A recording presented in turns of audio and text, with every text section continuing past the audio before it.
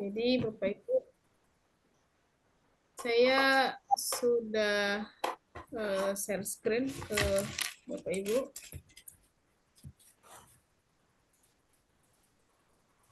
Nah, yang perempuan tidak ada yang ingin menyampaikan, maka kita lanjut aja karena waktu juga sudah berjalan. Jadi, perkenalkan Bapak Ibu, nama saya Dedek Nur Siti Khadijah MPD.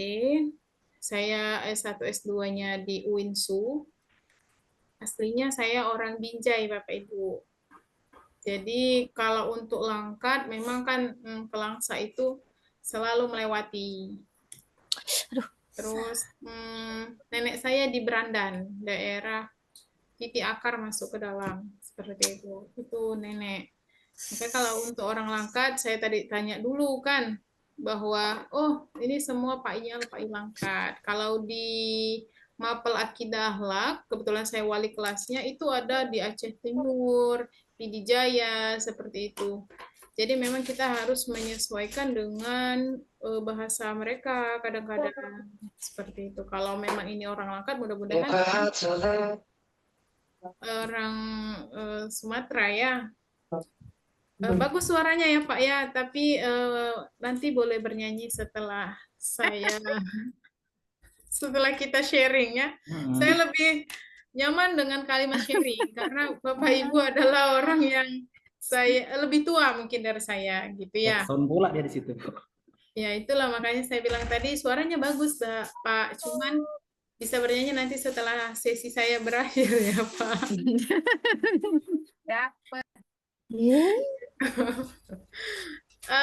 Terus apa lagi ya? Untuk di IAIN Langsa ini sudah cukup lama. Hmm, kalau dosen kan yang diprestasikan adalah buku ya, buku, jurnal. Ini adalah buku-buku saya. Tentunya ini buku-buku yang bisa digunakan untuk mahasiswa. Karena memang saya backgroundnya pendidikan Islami, maka buku-buku saya juga atau berjudul dengan pendidikan Islami. Apakah itu inovasi, filsafat, dan terakhir ini nanti ada dinamika gender, pendidikan karakter, semuanya itu berkaitan dengan pendidikan Islami. Seperti itu. Oke, Bapak Ibu, are you ready for study today? Jadi harus semangat. Why thank you? Ya, jadi ini hanyalah penguatan Bapak Ibu. Bahwa Bapak Ibu sudah belajar di modul per topiknya. Topik 1, topik 2, topik 3, sampai 8. Di modul itu ada di modul profesional. Yang setiap modulnya itu ada materi-materi yang dipelajari. Karena memang UP itu bukan soal yang biasa. Oleh karenanya, setiap LTPTQ itu membuat induksi agar mahasiswanya diharapkan mampu lulus. Tidak lagi ada istilah tidak lulus. Tahun lalu ada yang tidak lulus 4 orang di batch 2. 4 orang kita tidak lulus dari 1089 orang. Jadi Bapak Ibu mohon untuk tidak menyepelekan induksi ini karena memang ini adalah sebuah kewajiban. Satu, yang kedua, Bapak Ibu kami lakukan ini agar Bapak Ibu diharapkan tidak lagi gagal dalam mengikuti ujian. Memang ada namanya kita di Sumut ya, saya paham bahwa pasti ada joki segala macam. Kemudian ada kok jawaban tam di YouTube gitu. Kecurangan itu saya yakin ada. Saya tidak menuju Bapak Ibu, tapi saya yakin ada. Karena saya memang orang Sumut kan, gitu. Saya tahu bagaimana. Tapi itu kembali kepada pribadi masing-masing Bapak Ibu, bahwa kejujuran adalah kemuliaan, gitu kan. Kalau gurunya yang bersikap seperti itu, bersifat seperti itu, bagaimana dengan muridnya? Ada bani Robbi fa ahsana takdibi. Jadi seperti itulah saya mau bilang bahwa induksi ini penting gitu. Makanya tadi saya melihat absensi kok belum 93 orang ya. Ini 30 orang lagi kemana gitu. Memang dosen pengajar itu tidak menilai Bapak Ibu, kehadiran Bapak Ibu itu tidak ada poinnya, tapi itu masuk dalam penilaian sebenarnya. Jadi 30 orang lagi ini kemana gitu, belum ada yang hadir gitu dengan posisi sudah jam 2 lewat gitu ya Bapak Ibu. Makanya saya tekankan maunya induksi ini diikutilah dengan sebenar-benarnya. Karena itu bagian dari sebuah kewajiban. Kewajibannya bukan karena LPTQ Bapak Ibu. Karena kewajibannya menuntut ilmu itu memang wajib dari Allah Subhanahu wa taala kan. Nah, ini adalah penguatan. Kita diskusi sharing ya Bapak Ibu. Saya hanya sharing saja karena saya yakin Bapak Ibu lebih dalam pengalamannya daripada saya. Gitu. Oke, Bapak Ibu, siap untuk mengulas kembali materi modul yang telah Bapak Ibu pelajari? Siap, Bu. Siap? Siap. Ya, Siap, bismillah Bu. ya Bapak Ibu. Siap, Bu. Saya hatur maaf. Bismillahirrahmanirrahim. Mungkin ada yang tadi Ibu ini masih mohon maaf sahabat Bapak Ibu karena saya mengingatkan kita sama-sama guru PAI.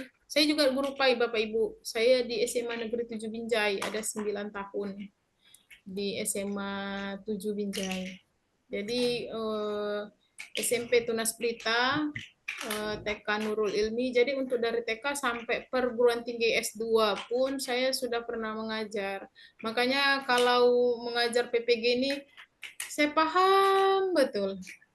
Apalagi kita masuknya siang. Ada yang mungkin sambil masak, sambil undangan, ngikut acara.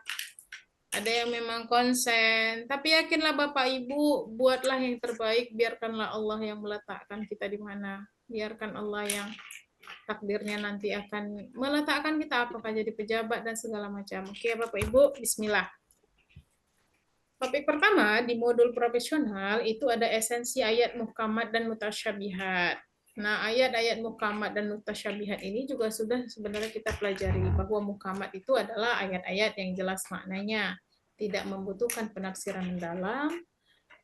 Contohnya seperti ayat tentang kewajiban zakat, sholat, puasa, haji, seperti itu. Nah, mutasyabihat ini adalah ayat yang maknanya samar, memerlukan penafsiran.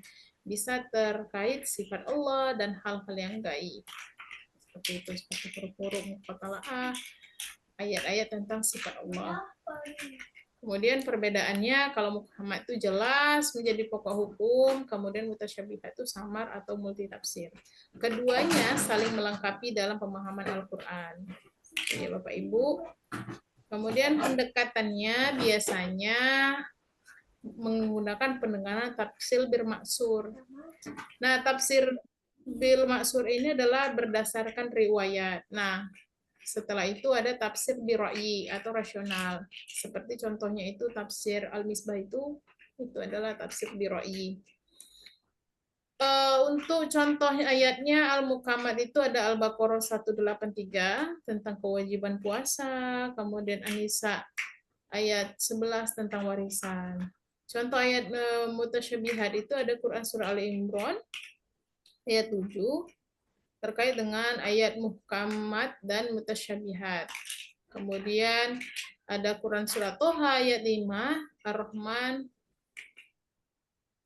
tentang bersiwa di atas arasy, tentang arasy-nya Allah. Seperti itu. Oke. Saya ini hanya meringkas ya Bapak Ibu ya. Karena Bapak Ibu sudah belajar gitu ya. Saya yakin dan percaya Bapak Ibu hebat pasti sudah lebih ilmunya daripada saya. Makanya saya bilang dari awal bahwa saya hanya meringkas ketika Bapak Ibu mungkin menggunakan apakah UP nanti ya ada ditanyakan seperti ini, tentu ada materi-materi yang memang, oh ini apa ya, kayak gitu. Makanya ini saya ringkas kembali bahwa urgensinya apa. Urgensinya sangat penting untuk menetapkan hukum syariah. Kalau dia muhkamat. Kalau mutasyabihat melatih kerendahan hati dalam memahami keterbatasan manusia. Bahwa manusia ini punya keterbatasan.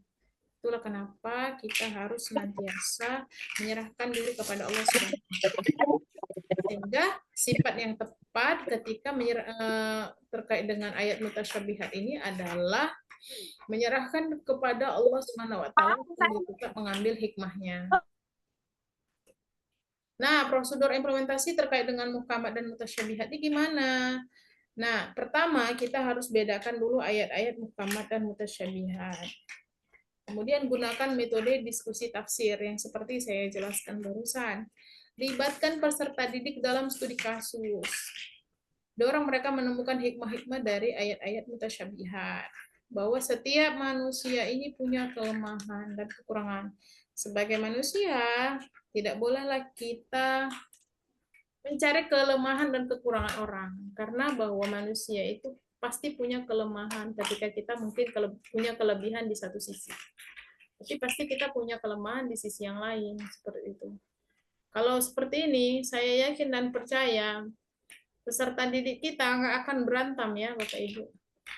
Bahwa memaklumi bahwa semua punya kekurangan dan kelebihan. Mungkin kelebihan dia itu menggosip ya. Tahu aja kelemahan orang, tahu aja salahnya orang. Tapi karena dia belajar ini, oh bahwa dia akan memaklumi. Oh ya udahlah gitu.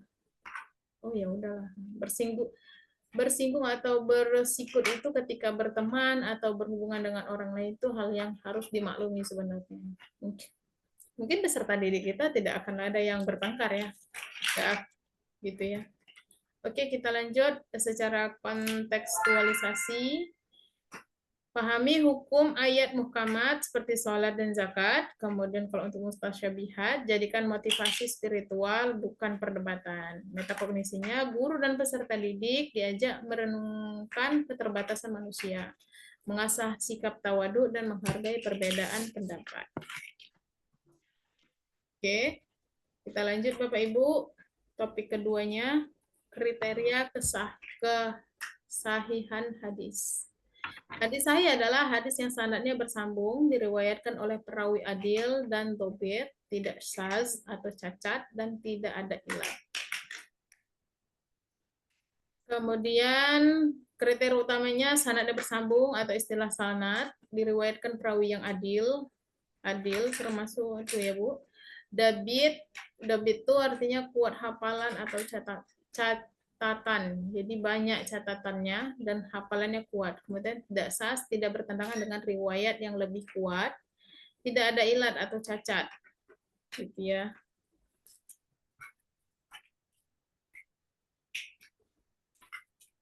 Isi hadis menguatkan hukum dalam Al-Quran, menjelaskan makna ayat, dan membentuk hukum baru yang ada dalam Al-Quran. Saya yakin dan percaya bahwa materi ini ada di kelas 10 saat ini ya Bapak Ibu ya. Jadi kalau saya mengulang materinya, tentu Bapak Ibu lebih jago daripada saya. Itu ada di kelas 10. Benar ya Pak? Ya Bu?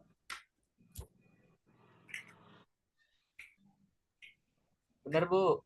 Ya, itulah saya bilang tadi bahwa materi ini tentu ada di kelas 10. Jadi kalau Bapak Ibu mengajar kelas 10, otomatis itu sudah di luar kepala Bapak Ibu.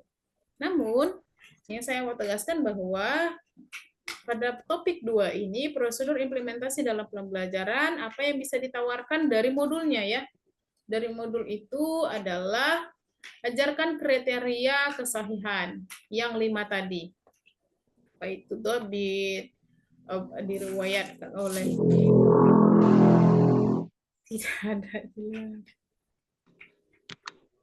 tidak sah seperti itu ya, 5 syarat yang tadi. Kemudian latih analisis sanad dan matan. Memang kalau untuk SMA itu tidak terlalu mendalam sampai mengetahui ini sanadnya, ini matannya. Apalagi mengingat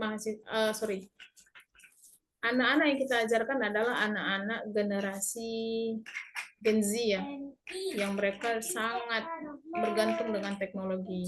Oleh karenanya setidaknya Bapak Ibu mengajarkan mereka dengan cara teknologi digital juga. Bagaimana mengetahui sanad dan matan. Kalau di website itu ada Quran hadis digital Kemenak. Jadi di situ memang tinggal kita tentukan yang namanya sanad itu seperti ini nak, yang ini matannya. Seperti itu supaya mereka tidak buta dan tidak gelap tentang hadis. Karena banyak hadis-hadis yang memang doif nanti jatuhnya atau hadis maudhu yang dibuat-buat seperti itu. Kemudian gunakan contoh hadis populer seperti misalnya kewajiban menuntut ilmu. Utlubul ilmu minal mahdi lalahdi. Mungkin kalau untuk beberapa orang setelah kami teliti itu hadisnya hadis lemah. Maka gunakan hadis yang populer pun yang syarat hadisnya itu sahih. Utlubul ilma faridatun ala kulli muslimin wa muslimat. Tapi kalau utlubul ilma minal mahdi lalahdi itu sudah kami teliti bahwa itu hadisnya lemah karena beberapa itu tadi ada perawinya itu dobit ya, itu hafalannya kurang kuat. Kemudian latih siswa menilai kualitas hadis. Nah itu dia dilatih. Memang itu tadi saya bilang bahwa mereka harus tahu meskipun mereka dari SMA sehingga tidak mudah menerima. Belakangan kan ketika dibilang an-nasofatu minal iman, ternyata itu bukan hadis, itu adalah pepatah Arab. Kemudian yang hadisnya itu adalah at-tuhuru syatrul iman. Orang jadi oh itu bukan hadis ya. Oh an-nasofatu minal iman itu ternyata bukan hadis, itu adalah pepatah Arab yang kemudian mungkin zaman dahulu ya. An-nasofatu minal iman kata hadis itu kita mengatakan sudah hebat sekali. Ternyata setelah diteliti itu bukan hadis. Itu adalah pepatah Arab. Hadisnya at-tuhuru syatrul iman. Kesucian setengah iman. Jadi memang yang seperti itu harus dilatih ya Bapak Ibu. Oke. Nah, di era digital ini banyak hadis tersebar tanpa sumber yang jelas. Penting membekali siswa dengan ilmu mustalah hadis agar kritis. Oh, itu hadisnya sahih atau tidak? Itu mutawatir atau tidak? Untuk tingkat SMA saya rasa paling di kelas 10 itu ada hadis yang dibagi itu mutawatir, sahih, dan doif. Sampai segitu aja mungkin untuk para siswa SMA. Seperti itu. Kemudian refleksinya memahami hadis sahih menumbuhkan keyakinan menjaga umat dari kesesatan. Jadi ketika dia tahu bahwa oh ini hadisnya sahih apa doif ya, maudhu atau mutawatir. Jadi dia tahu analisis lebih kritis, tidak dengan serta-merta mudah menerima. Itu nanti Bapak Ibu akan berdampak pada kepercayaan dan kehidupan dia.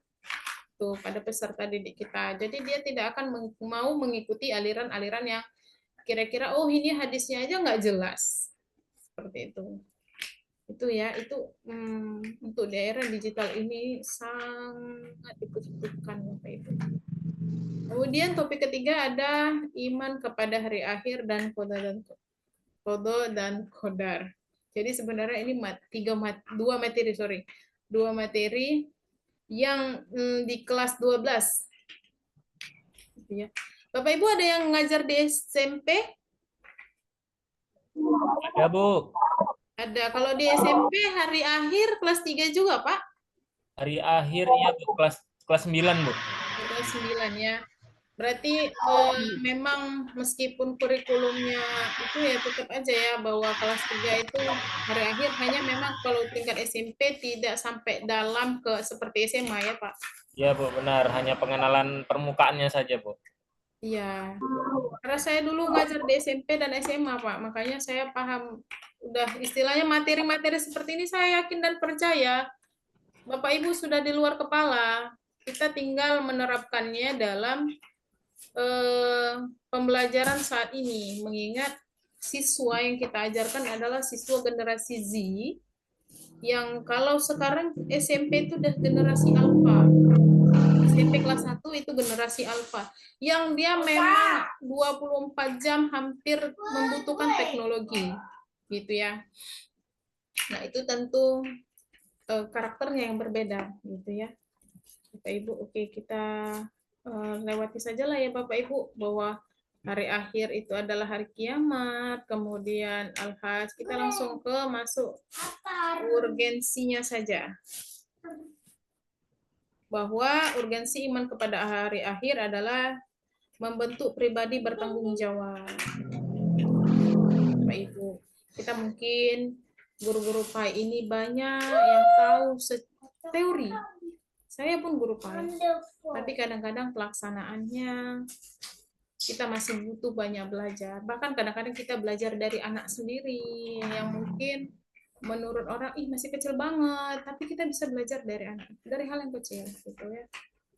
Contohnya ini tadi, bahwa orang yang beriman kepada hari akhir, urgensinya adalah membentuk pribadi yang bertanggung jawab. Karena di akhirat nanti akan diminta pertanggungjawaban. Termasuk ini, saya ini sudah jam 2:30. Yang hadir baru 70 orang dari 93. Sudah setengah 3 dijadwalkan 13:20. Ya kan? Jadi itu dari bagian dari bentuk jawab. Selanjutnya ada iman kepada qadar menumbuhkan optimisme dan sabar. Memang itulah dari yang sabar. Sabar itu berat memang. Apalagi kita, mohon maaf, orang Medan nih, orang Sumatera nih agak memang kurang sabar, Bapak Ibu. Kalau saya di Aceh, pengalaman ya Bapak Ibu, bahkan saya pernah nabrak mobil seorang dokter ketika beliau masuk, saya keluar, saya tabrak mobilnya. Dan dokter itu dengan senyum, maaf ya dokter, iya nggak apa-apa Bu. Saya yakin kalau itu berada di Medan, di Langka, di Tanjung Pura, mungkin saya udah kena maki. Mungkin saya udah kena marah, mungkin saya udah kena ganti rugi berapa ratus ribu. Ini enggak Bapak Ibu. Dokter itu saya bilang, maaf ya Pak, saya nggak sengaja, saya panik, cuman saya pingsan gitu. Dia cuma jawab, nggak apa-apa Bu. Dia parkir dengan merasa tidak ada apa-apa. Saya pun akhirnya pergi dengan merasa bersalah, tapi ya sudahlah. Mobil dokter saya tabrak, jebret. Ya itulah, makanya saya bilang tadi, sabar. Kita memang orang Medan nggak ada sabarnya. Di sini pun terkenal dengan senggol bacok gitu. Gitu memang. Oke, perlu kita belajar dari orang lain. Mungkin kok bisa dia sabar kadang-kadang. Jadi harus optimis dan sabar. Kemudian apalagi menghindari manusia dari putus asa saat gagal dan sombong saat berhasil. Ini juga banyak di antara kita ini. Saya hanya sharing Bapak Ibu. Saya juga mungkin manusia biasa yang kadang-kadang ya saat gagal ingat bahwa ketika ilmu Allah ini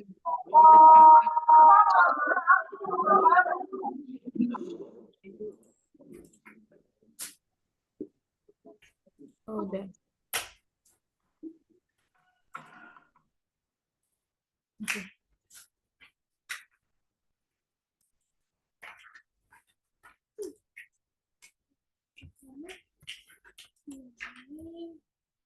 Oke, ini prosedurnya. Pertama, dalam pembelajaran terkait iman kepada hari akhir qada dan qadar, kaitkan peristiwa sehari-hari dengan iman hari akhir dan qada-qadar. Jadi seperti sabar, termasuk anak-anak itu harus kita contohkan bagaimana sebenarnya mengimani qada dan qadar dalam kehidupan sehari-hari. Nah, anak-anak Gen Z itu emang selalu egosentrisnya lebih besar. Mereka generasi stroberi yang terlihat kuat di luar, ternyata rapuh di dalam. Kami waktu pertemuan dengan para dokter, seorang dokter mengatakan begini, tidak ada sebenarnya generasi strawberry, yang ada adalah orang tua strawberry. Kenapa demikian? Karena anak itu adalah didikan orang tua. Orang tua sekarang tidak akan memukul anaknya, padahal dalam Islam ada hukuman takzir, hukuman pukul tapi mendidik. Kalau itu salah, maka Islam tidak akan mengeluarkan itu, gitu. Tapi buktinya ada gitu loh, bahwa ketika salah dikasih tahu, diancam, kemudian kita lakukan tindakan, enggak juga, asal tidak berlebihan ya. Dalam kata takzir itu artinya pukul dalam posisi pendidik, bukan posisi geram ya Bapak Ibu. Nah, itu nggak ada lagi sekarang. Ketika anaknya salah mungkin, ya sudah, orang tua akan lebih banyak diam. Makanya kata dokter itu mengatakan bahwa tidak ada anak generasi strawberry, yang ada adalah orang tua strawberry, karena anak itu hasil didikan. Dengan kecanggihan teknologi, kita akan semakin sulit mengendalikan anak-anak kita. Kita tidak kasih HP di rumah, bisa jadi dia dapat dari orang lain di tetangganya, tetangga kita, atau anak lain, temannya yang memang dia megang HP. Tidak kita kasih di rumah, di luar dikasih. Gitu. Jadi, memang itu tadilah kecanggihan teknologi ini plus minus. Oleh karenanya, kita sebagai orang tua yang harus mengatasinya dengan banyak tindakan-tindakan yang memang kata Al-Quran. Itu sih sebenarnya. Itu kenapa kita harus mengaitkan peristiwa sehari-hari dengan hari akhir, foto dan qadar. Kemudian gunakan metode kisah Quran dan hadis. Ini yang kadang-kadang kita lupa, bahwa kisah Al-Quran dan hadis itu jarang kita gunakan sebagai ini. Seperti kisah Uwais Al-Qarni, kayak gitu kan, di dalam hadis itu kan ada kenapa dia bisa masuk ke dalam sebuah tempat yang dimana bukan surga dan neraka, karena emaknya yang berdoa seperti itu, kan ada hadisnya dari Rasulullah. Kemudian latih refleksi diri mahasiswa melalui diskusi tentang makna takdir dan kematian. Contoh misalnya diskusi tentang pandemi, bencana alam, menjadi pengingat tentang takdir Allah dan kematian sebagai kepastian. Oke. Kemudian urgensinya ini tadi, mundur deh. Oke Bapak Ibu, topik selanjutnya yaitu topik keempat, pembentukan akhlakul karimah. Nah, saya nggak mau ini ya Bapak Ibu, kalau materi itu kayaknya Bapak Ibu lebih jago daripada saya. Gitu ya Bapak Ibu, nah, seperti akhlak kepada Allah, akhlak kepada diri sendiri, jujur, tabah, sabar, akhlak terhadap manusia, akhlak terhadap lingkungan. Saya yakin dan percaya Bapak Ibu lebih jago menjelaskan itu daripada saya, karena Bapak Ibu selalu mengajarkan itu kepada murid-muridnya. Nah, saya akan menjelaskan sedikit terkait tentang prosedur implementasi. Integrasikan pendidikan akhlak dalam sebuah mata pelajaran. Jadi, PAI ini bukan hanya untuk, maksud saya gini, kita belajar PAI, tapi kita nggak bisa mengaitkan dengan mata pelajaran lain. Bisa. Bapak Ibu begini ya Bapak Ibu. Kalau Desima 7 itu kan selalu ada studi tour ya. Studi tour terkait dengan anatomi tumbuhan. Mereka pergi ke Sibulangit misalnya. Saya akan buat rubrik tentang sholat jamak dan qashar. Meskipun di kurikulum tidak ada. Tapi ingat, kurikulum Merdeka adalah pengajaran yang dilakukan sesuai dengan kebutuhan siswa. Itu ingat ya Bapak Ibu, kurikulum Merdeka itu sesuai dengan kebutuhan siswa. Nah, ketika mereka mau pergi, misalnya dijadwalkan tanggal 15. Ini tanggal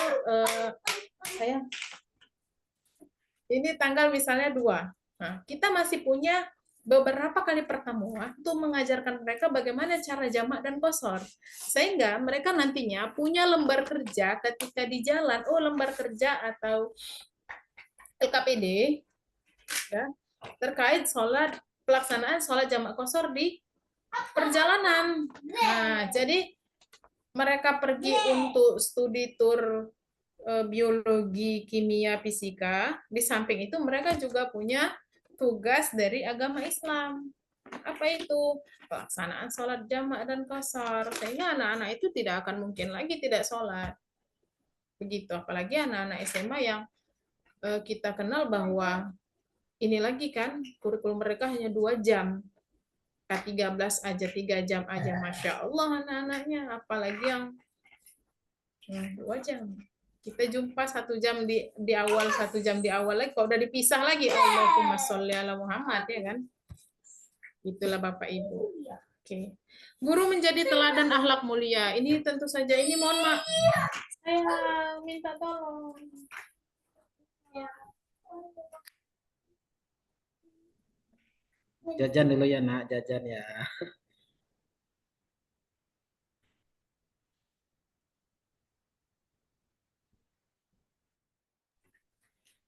Oke, Bapak Ibu. Ini mohon maaf ya Bapak Ibu, ada kendala. Oke, yang kedua ada guru menjadi teladan akhlak mulia. Saya kan lama ya di Sumatera. Saya minta maaf kali kalau ada yang menyinggung, tapi inilah aduan-aduan dari para pengawas. Kemarin saya jumpa juga sama pengawas dari Sumatera Utara. Dia cerita, Bu, kayak mana ya Bu? Guru-guru PAI itulah yang paling payah untuk bergerak. Padahal dalam Islam kita mengajarkan berkompetensi dalam kebaikan, etos kerja. Kita sendiri juga lamban untuk itu. Kadang-kadang kayak mana lah Bu, banyak anak segala macam. Yang bapak-bapaknya kayak mana lah Bu, begini-gini. Memang benar Bapak Ibu. Tapi kita bagaimana kita menjadi teladan akhlak mulia. Itu yang disampaikan oleh pengawas. Oh, apalagi Bu kayak gitu kan. Apalagi Bu. Iya. Bahkan mohon maaf ya Bapak Ibu, guru non muslim itu bercerita ke saya. Kayak mana ya Bu, di sekolah kami masa guru agamanya pula yang ribut, ngajain gosip kayak gitu. Saya miris, kayak mau nangis waktu itu. Saya mau bilang kalau saya jadi kepala dinasnya, oh udahlah saya buat tarbiyah. Jadi setiap bulan itu harus ada laporan dari guru-guru agama. Apa dia yang dilakukan di rumah, apakah tahajudnya itu harus. Memang Al-Quran dan hadis ini pegangan kita Bapak Ibu. Dengan kecanggihan teknologi ini kadang kita lalai lupa kita. Itulah makanya kalau kita aja nggak kuat sebagai ustadz-ustazah yang ada di sekolah itu, bagaimana dengan orang di sampingnya? Mohon maaf yang mungkin jurusan fisika, kimia yang memang mereka tidak kekeh gitu loh. Nah, kita ya setiap hari kita ajarkan Al-Quran, setiap hari kita ajarkan hadis, ini hadisnya kita hafal, bahkan tafsir ini sifat hadisnya, bahkan kita tahrij hadis itu kita hafal bahkan yang kayak gitu. Tapi itulah makanya tadi itu hanya sharing ya Bapak Ibu, karena saya belakangan kan sering bertemu dengan orang Sumatera itu pengawas kemarin tuh aduannya begitu, kayak mana ya Bu, kayak gitu.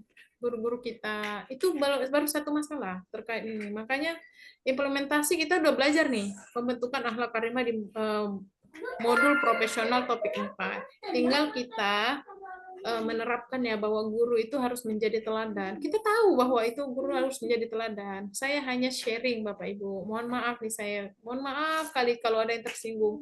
Tapi saya mohon maaf karena memang itu yang dipesankan oleh pengawas Sumatera kemarin. Ibu itu bilang, tolonglah Ibu kayak gitu. Kalau Ibu ada pelatihan, tolong ingatkan kata beliau gitu. Satu sesi bentar juga. Karena metode keteladanan ini, Bapak Ibu, kita sangat minim di era digitalisasi ini. Kita nggak punya tokoh pendidikan yang memang bisa diterapkan langsung seperti itu di depan mata kita. Gitu ya Bapak. Di depan mata kita ini kita karena Rasulullah sudah wafat kan seperti itu. Rasulullah sudah wafat sehingga memang figur itu sangat minim sekali. Bukan tidak ada Bapak Ibu, tapi sangat minim sekali. Oke, kemudian gunakan metode keteladanan, pembiasaan, dan nasihat. Adakan kegiatan ekstrakurikuler berbasis karakter. Saya bukan iklan ya Bapak Ibu, tapi kan sekarang sudah ada aturannya kepala LEPAI, gitu ya. Dan YAIN juga sudah punya pelatihannya. Jadi ketika itu ekstrakurikuler buat aja, misalnya Rohis, mungkin di bawah naungan Rohis terkait tentang akhlakul karimah. Pelaksanaan mentoring itu Bapak Ibu itu bagus sebenarnya. Memang ketika pulang pagi, pulang sore itu kan sudah berat ya untuk ekskul. Tapi dalam prosesi pagi-pagi pulang sore itu kan sekarang anak-anak kan Senin sampai Jumat kalau anak SMA, SMP ya. SD pun di sana mungkin seperti itu karena peraturan Pak Bobi ya. Jadi kita udah cukup panjang untuk didik kebiasaan hati ketelanan. Karena kita mohon Bapak Ibu dan generasi milenial. Saya adalah generasi milenial, di atas saya adalah generasi X. Yang mungkin kita terbiasa untuk dididik dengan nasihat-nasihat keras. Seperti itu. Apalagi di Sumut kan kayak gitu. Tapi yakinlah bahwa kayak mana ya Bu?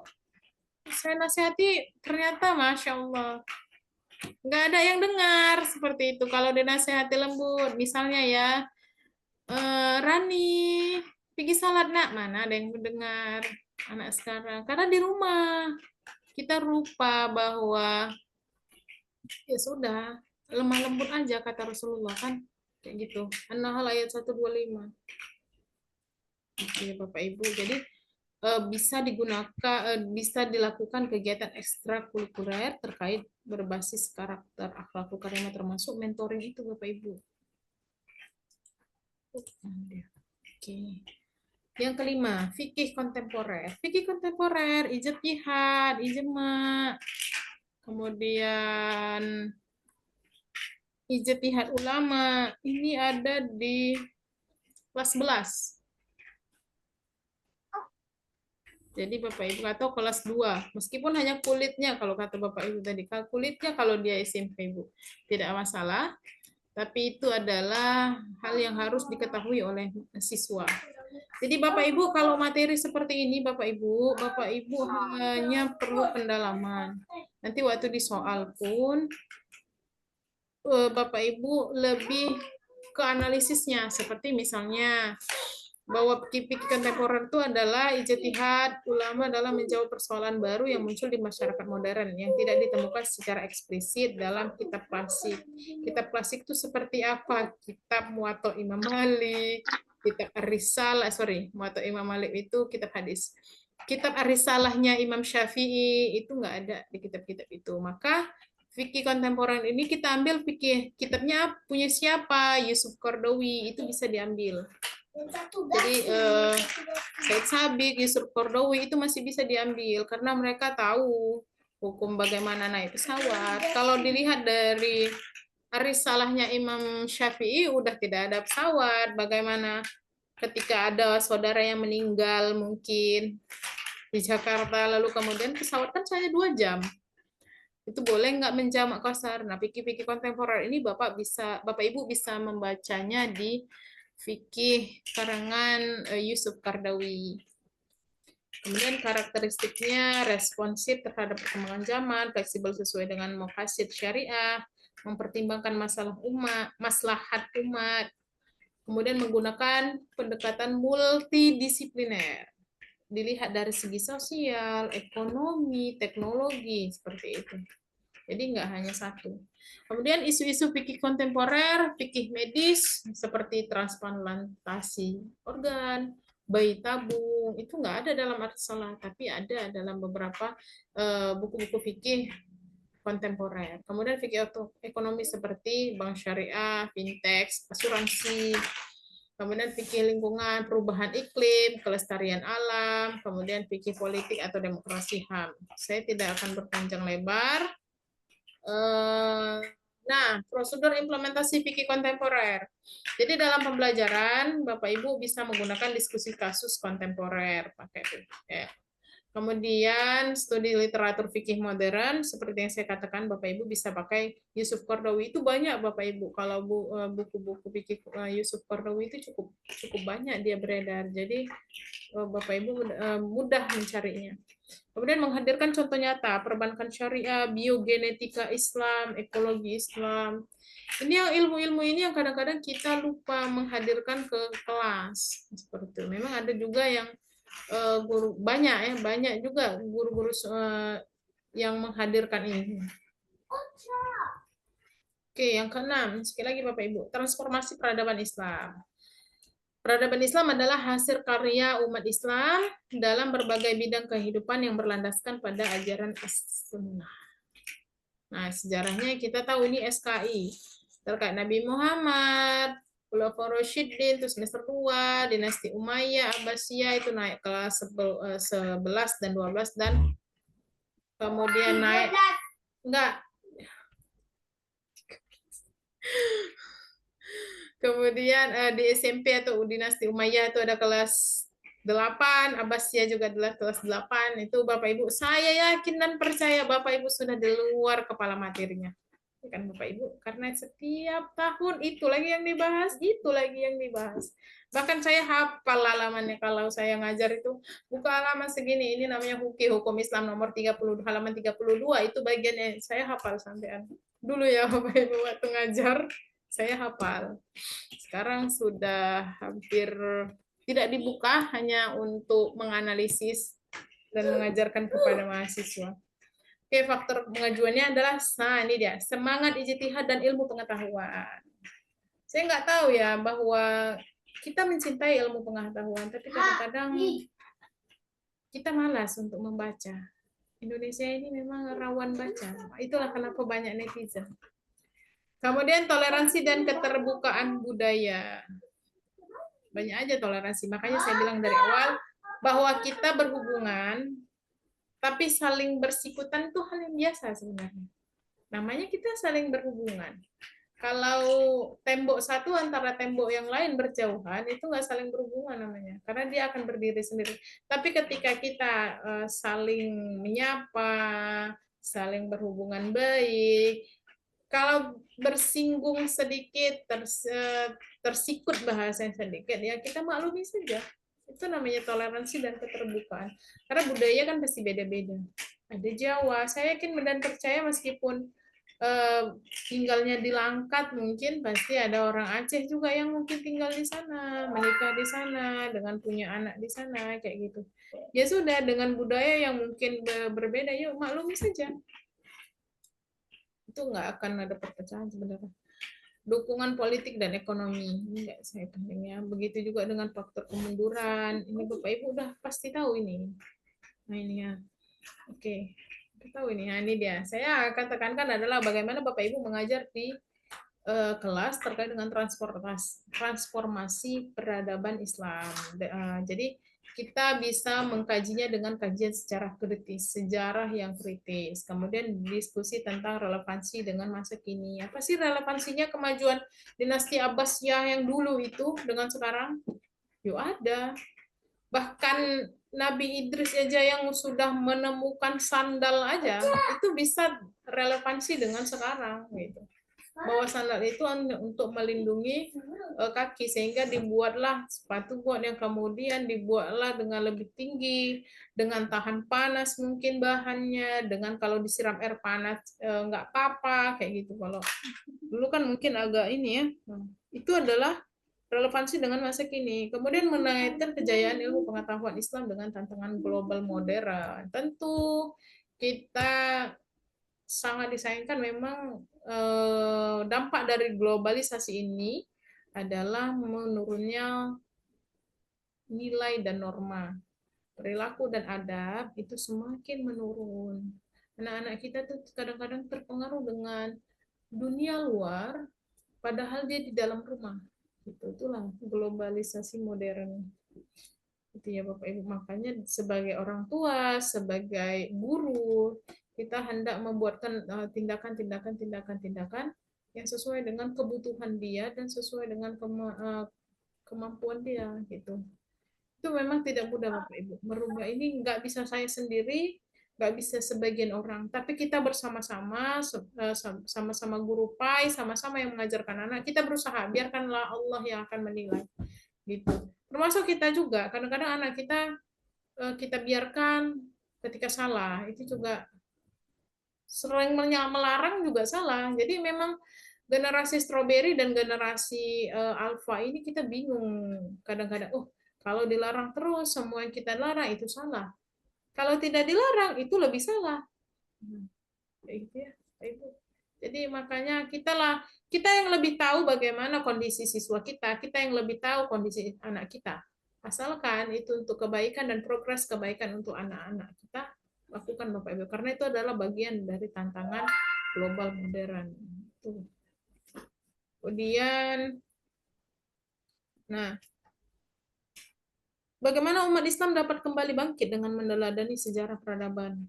Itu adalah dengan bekerja sama. Itu nanti kalau sempat ya Bapak Ibu, kalau sempat kita refleksi sebentar. Oke, di topik 7 Bapak Ibu mempelajari tentang pendidikan nilai dan pendidikan karakter. Nah, ini memang tidak ada di mapel PAI, tapi ini kita terapkan dalam kehidupan sehari-hari. Bahwa pendidikan nilai adalah upaya sistem menanamkan nilai moral, sosial, agama, dan budaya agar peserta didik berakhlak mulia. Kembali lagi berakhlak mulia, itu dia. Kalau kita tidak berakhlak mulia, bagaimana dengan peserta didik? Maka karenanya kita menjadilah teladan, tokoh, figur bagi peserta didik kita. Kemudian pendidikan karakter adalah pendidikan yang menekankan pembentukan sikap, perilaku, kebiasaan berlandaskan moral dan etika. Nah, fungsi utamanya mengembangkan potensi dasar manusia, membentuk akhlak mulia, dan menguatkan perilaku sosial. Nah, ini kemudian prinsip pendidikan karakter keteladanan, tentunya uswatun hasanah wa mau'izatul hasanah.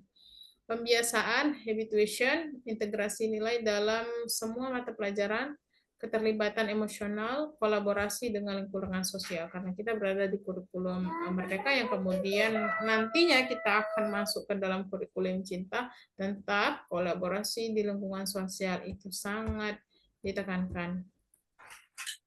Nah, tokoh pendidikan karakter ada Imam Al-Ghazali, Kiai Haji Hashim Asy'ari, Ahmad Dahlan, Ki Hajar Dewantara. Kalau di Kemendikbud itu Ki Hajar Dewantara itu menjadi Bapak Pendidikan, kemudian Thomas Nikona, David Lekin, Bapak Ibu ya. Kemudian ada UU nomor 20 tahun 2003 tentang pendidikan karakter sebagai tujuan nasional, Perpres nomor 87 tahun 2017 penguatan pendidikan karakter. Kemudian ada kurikulum Merdeka, ada P5, dan kalau di Kemenak ditambahi dengan P5 dan rahmatan lil alamin. Seperti itu Bapak Ibu. Oke.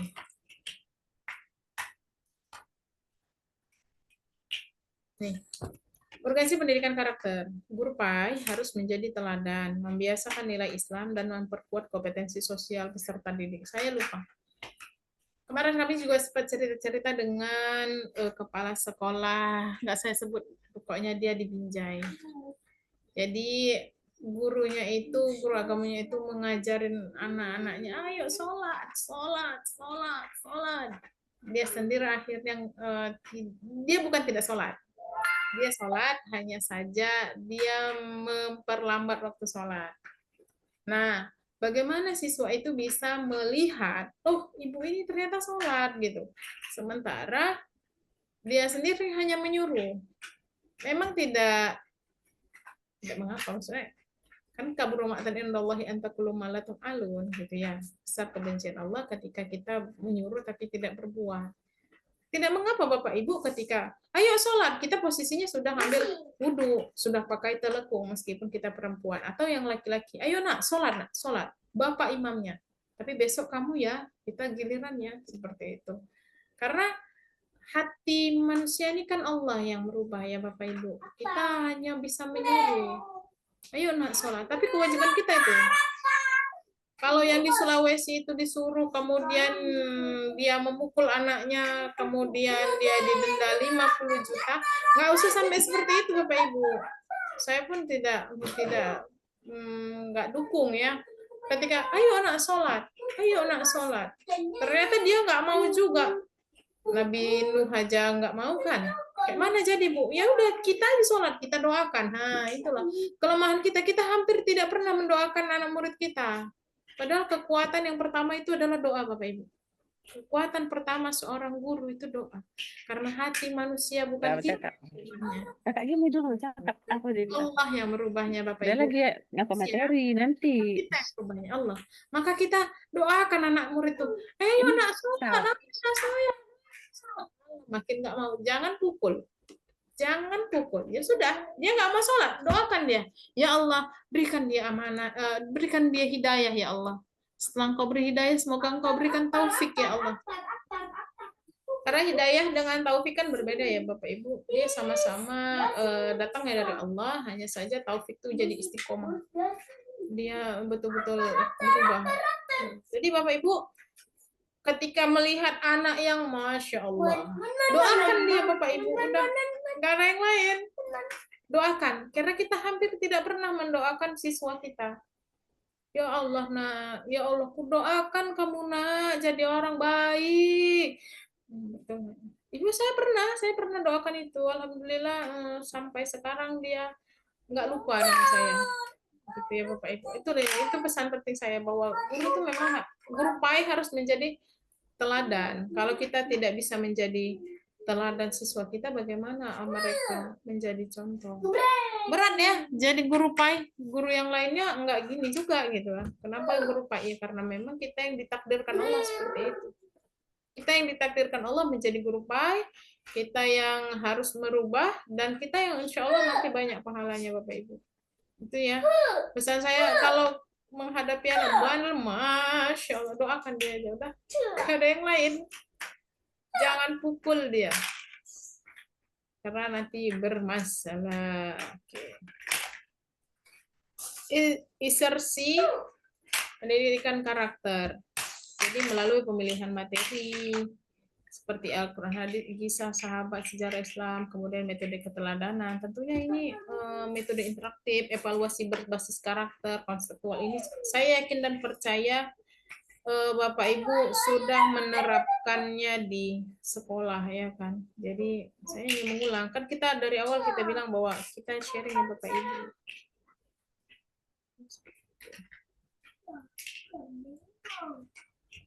Oke, nilai pendidikan karakter, ada kejujuran, kesabaran, akhlak mulia.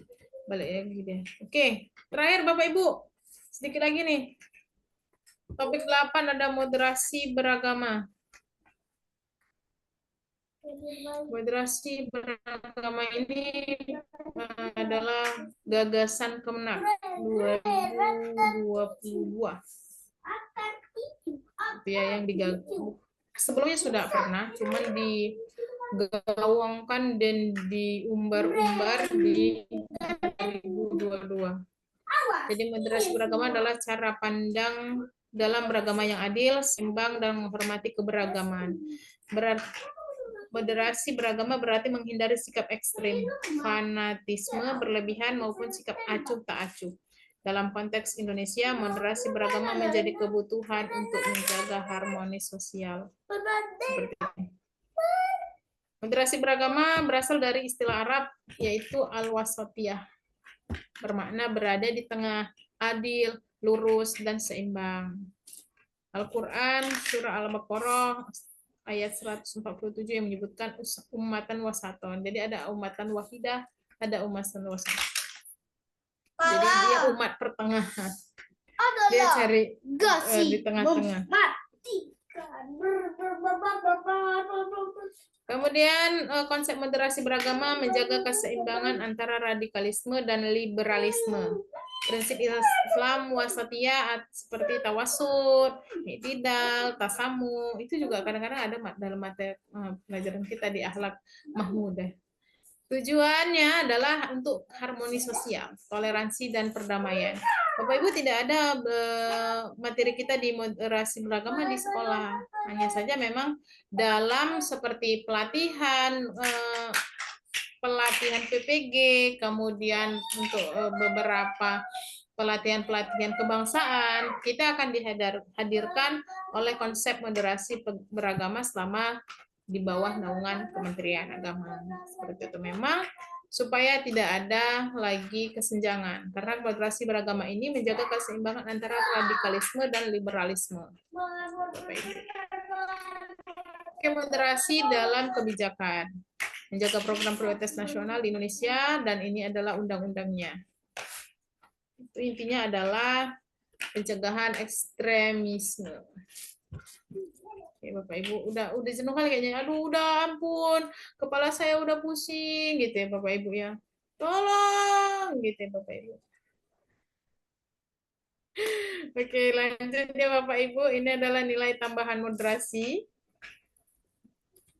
Kemudian indikator moderasi versi Kemenang. Ada komitmen kebangsaan, toleransi, anti kekerasan, dan penerimaan terhadap tradisi. Oke. Ini dia moderasi dalam Al-Quran, seperti yang saya katakan tadi. Cepatin aja, karena udah ampun kali ya Bapak Ibu ya. Implementasi moderasi di PAI. Pertama, Bapak Ibu, pemilihan materi PAI yang mencerminkan sikap moderat. Itu ada toleransi di kelas 11 semester 1. Materinya ini. Jadi masukkan materi moderasi ke dalam materi itu boleh Bapak Ibu. Sehingga anak-anak tidak gelap terhadap moderasi beragama. Karena moderasi beragama ini adalah gawangnya Kementerian Agama. Jadi ketika anak-anak ditanya, kamu Pai udah belajar moderasi belum? Jadilah orang yang moderat. Tahu. Karena materinya ada, materi toleransi di kelas 11. Di kelas 8 itu nih, toleransi kan. Masukkan konsep moderasi beragama. Boleh Bapak Ibu. Metode pembelajaran berbasis dialog, studi kasus, simulasi, penguatan sikap inklusif, dan terbuka dalam pembelajaran. Nah, ini dia metakognisi. Strategi penguatannya yaitu bisa Bapak Ibu pembelajaran reflektif, dialog, simulasi studi kasus, pemanfaatan teknologi digital, pendampingan dan bimbingan. Untuk strategi ini nantinya akan diperkuat lagi oleh dosen yang akan mengajarkan penguatan materi pedagogi. Oke, Bapak Ibu, udah cukup. Mungkin ada yang ingin ditanyakan Bapak Ibu, boleh gini Bapak Ibu, sekedar sharing, bertanya, atau mungkin ingin menanggapi, boleh Bapak Ibu. Kita sini sharing aja Bapak Ibu, karena saya paham dan waktu dan kondisi. Silakan Bapak Ibu. Assalamualaikum Bu. Waalaikumsalam, dengan Pak Hendri Krismanto ya? Iya Bu. Kan dari awal kita konsepnya ini udah sharing kan Bu.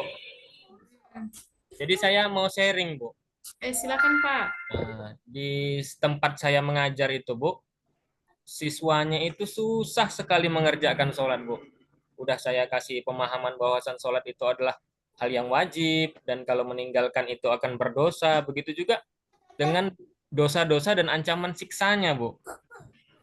Jadi udah itu sering saya, setiap pagi saya tanya itu Bu, setiap masuk kelas, siapa yang sholat subuh? Nggak ada yang tunjuk tangan Bu. Jadi kan gimana caranya itu Bu? Kan saya berasumsi gini Bu, guru ini di sekolah itu ibaratnya seperti petani kan Bu. Dia hanya menanam bibit gitu Bu. Sedangkan tugas untuk menyiram agar bibit itu tumbuh itu orang tua Bu. Orang tua mereka aja kadang nggak sholat subuh Bu. Nah itu yang pertama Bu. Nah itu yang pertama. Kira-kira gimana itu cara mengatasinya itu Bu? Yang kedua Bu, mungkin agak keluar dari dari materi kita ini Bu. Saya tadi dapat ini Bu, dapat sharing di grup tentang agenda kegiatan UKM PPG periode 2025. Di tanggal 5 itu, 5 Oktober, ada sinkronisasi data peserta UKM PPG dengan PD Dikti. Nah, masalahnya Bu, kami tidak ada di PD Dikti, Bu. Maksudnya tidak ada, kami cari NIM kami di PD Dikti tidak ada, karena mungkin tamatan saya pun tamat kuliah itu tahun 2009, Bu. Apakah itu berpengaruh, Bu? Nah, saya rasa itu saja, Bu, yang ingin saya tanyakan. Terima kasih atas kesempatannya, Bu. Mohon bimbingannya, Bu. Assalamualaikum, Bu. Waalaikumsalam warahmatullahi wabarakatuh. Makasih Pak Hendrik Krismanto. Dari Langkat mananya, Pak? Dari Padang Tualang, Bu. Padang Tualang masuk ke dalam ya, Pak ya? Iya, Bu. Padang Tualang. Saya paham. Maksudnya saya tanya daerahnya biar saya paham kan kondisinya gitu. Karena kan banyak juga mahasiswa saya dulu yang di STAI Binjai itu kan Iya, Bu. KKN-nya di situ. Oke. Kalau dari ini saya bilang tadi kuncinya satu, Pak. Kita doakan aja udah. Udah itu hati itu Allah yang merubah. Kan Ibrahim aja berdoa. Masa kita Ibrahim itu kan bapaknya agama ya. Dia aja berdoa, Robbi ja'alni muqimas sholati wa min dzurriyyati. Ya Allah jadikan aku dan anak cucuku orang-orang yang melaksanakan sholat. Rabbana wa taqabbal doa ya Allah Rabbana wa taqabbal Ya, kabulkan sini. doaku katanya. SMK 7 Binjai dia mengajar. Jadi bahasanya kan nggak bisa, memang itulah tantangan kita karena orang tuanya pun nggak sholat, Bu. Iya benar, makanya intinya Pak, kita udah suruh ingat, Bapak jangan patah semangat, itu satu kuncinya. Alah, nanti saya suruh pun nggak mau sholat dia, jangan Pak, setiap hari suruh aja terus meskipun dia tidak bergerak. Nah, saya dulu di SMA 7 angkat tangan yang tidak sholat subuh banyak kan. Nah, pergi sana sholat subuh, sekalian sholat duha. Saya tunggu di kelas. Udah. Mereka pergi ke musola, saya dampingi, saya sholat duha, mereka sholat subuh, plus sholat duha. Karena kewajiban. Kan kalau dia belum sholat, sebenarnya si Yokyanya dia wajib mengqadha kan. Gitu. Jadi Bu, kalau saya belum sholat nih dari SMP nih sampai SMA kelas 2, ya itu berapa di qadha 2 tahun, Bu? Iya, 2 tahun. Memang seperti itu. Ustaz Somad sepakat dengan pendapat itu. Adi Hidayat pun sepakat bahwa sholat yang nggak dilakukan itu wajib diqadha. Kemudian Buya Yahya pun mengatakan diqadha katanya. Udah, saya giring mereka ke musola. Udah, saya suruh mereka sholat subuh plus sholat duha. Saya pun lumayan bisa sholat duha. Itu saran saya, Pak. Yang kedua, sinkronisasi NIM itu sinkronisasi kami, Pak.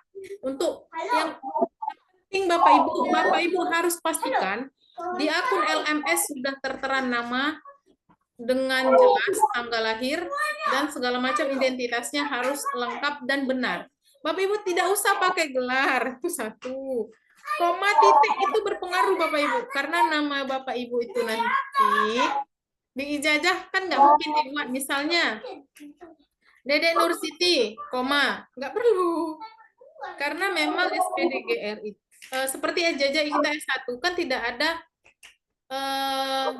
gelar lainnya, meskipun mungkin ijazah S1 kita yang kedua. Karena kita ngambil dulu mungkin non-dik, sekarang ngambil S1 yang pendidikan. Kan tidak seperti itu ya Bapak Ibu, tetap dia nama tunggal tanpa gelar kalau di ijazah. Nah, demikian Bapak Ibu, itu adalah sinkronisasi NIM antara pihak kami dengan LMS Bapak Ibu. Maka dipastikan Bapak Ibu menuliskan nama dan identitas dengan benar. Seperti itu Bapak. Tanggal lahir juga Bapak Ibu, karena nanti kan ada di ijazah. Gitu ya Bapak Ibu, demikian Bapak, saran saya demikian, karena saya praktekkan itu Bapak Ibu. Siapa yang nggak sholat, itu juga asar. Juhur pun begitu. Cuman karena kita guru agama nih, nggak kita suruh kita dimarahi kepala sekolah. Kita suruh kita kesel, nggak usah kesel. Kalau saya terakhir saya nggak akan mikir kesel. Apalagi, mohon maaf ya Bapak Ibu, yang kita hadapi ini generasi Z dengan kondisi yang multi culture. Jadi ya berdoa aja semoga ya Allah, mudah-mudahan anak-anak ini sholat semua. Mungkin demikian Kalau tidak, pas ya saya khawatir. Mungkin ada lagi Bapak Ibu?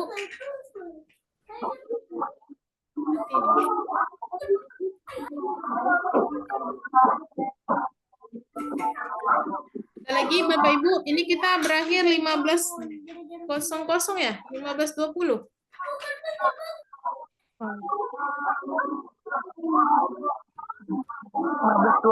Iya, Bu. 15.20. Sudah 15.19. Bu, maaf ya Bu, Titi Saya gabung sama akan- Pak Asri, gangguan sinyalnya. Ya Bu, nggak apa-apa, gini aja saya share screen di WA aja boleh Bu? Karena kalau saya di grup, ini kan banyak yang nggak ikut ya Bapak Ibu ya. Siapa nyanyi gitu tadi? Siapa ambil kan? Gimana Bapak Ibu? Iya, masukkan aja Bu dalam grup Bu. Ya, Bu, masukkan ke dalam grup, Bu. Grup aja, nggak usah di Zoom-nya.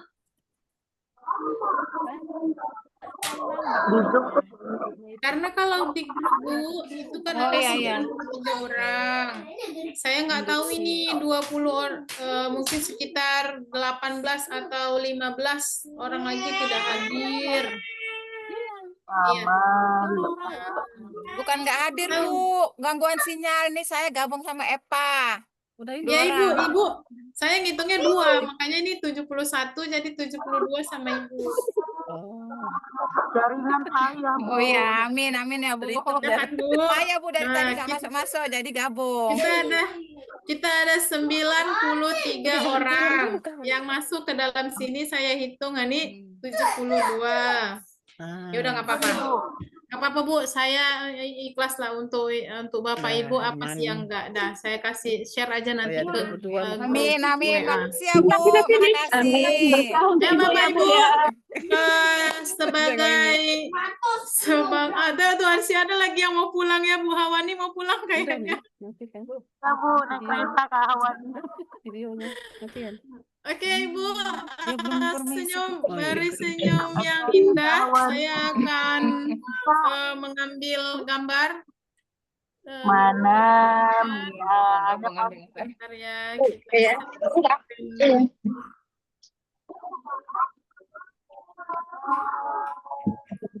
share screen mana? Udah mau foto. Iya, ada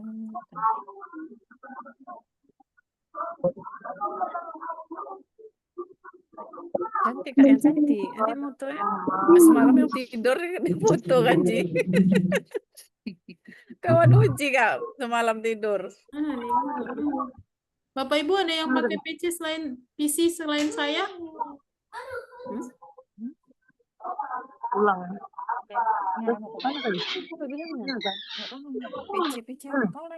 Siapa yang pakai PC selain saya? Siapa kak? Ada yang pakai PC atau pakai laptop Bapak Ibu selain saya? Ada, Bu. Boleh ini Bu, Bapak Ibu.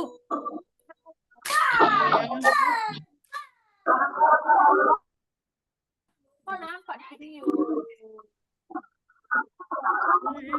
Oke.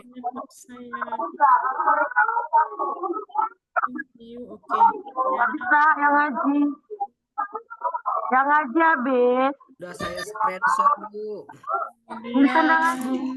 Screenshot. Biar di ngaji.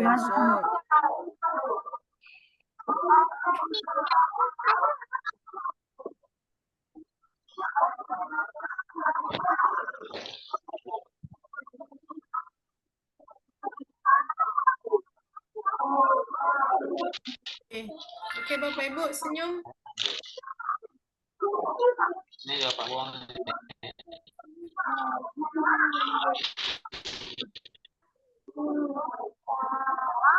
Satu, dua, tiga. Mana nih Bapak saya?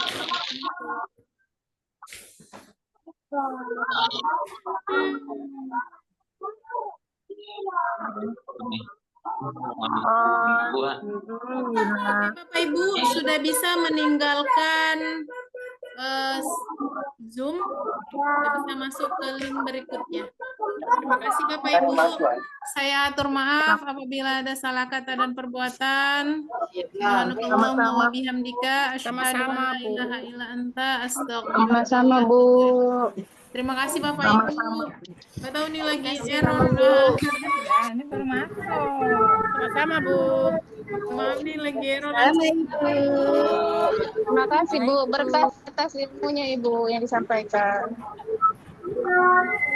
Terima kasih, Bu. Meninggalkan tempat ya Bang. Assalamualaikum warahmatullahi wabarakatuh. Assalamualaikum Bu. Assalamualaikum, Ibu. Waalaikumsalam. Sehat-sehat Bapak Ibu. Tetap semangat. Amin. Berkah, Ibu. Amin.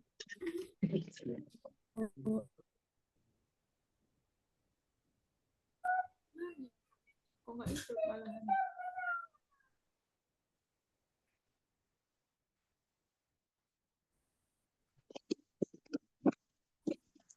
Sudah selesai Bapak Ibu kan? Sudah selesai Pak. Silahkan sudah boleh meninggalkan ruang Zoom, masuk ke sesi kedua Bapak. Iya, terima kasih Bu. Iya, sama-sama Pak. Sehat-sehat. Terima kasih, Bu. Assalamualaikum. Iya Bu, sama-sama.